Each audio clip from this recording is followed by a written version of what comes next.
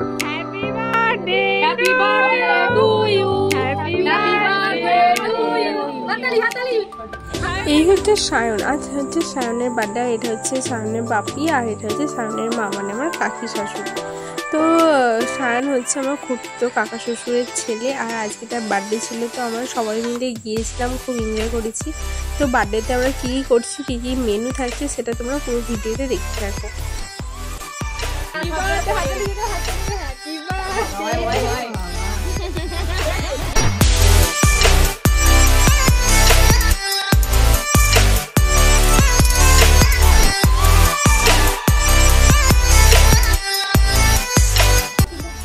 তো এই হচ্ছে সায়ন মায়ের জন্য আমাদের তরফ থেকে ছোট্ট একটা পছন্দ হয়েছে, পছন্দ হয়েছে।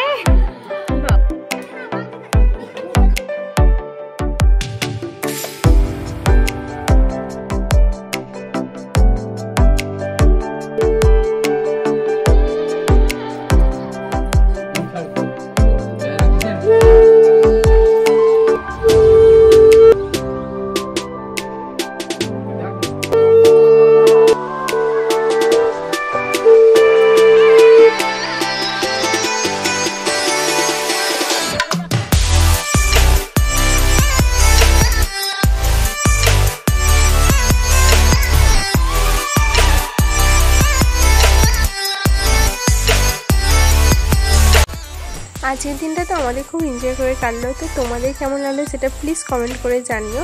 তো দেখা হচ্ছে পরের ভিডিওতে। টাটা।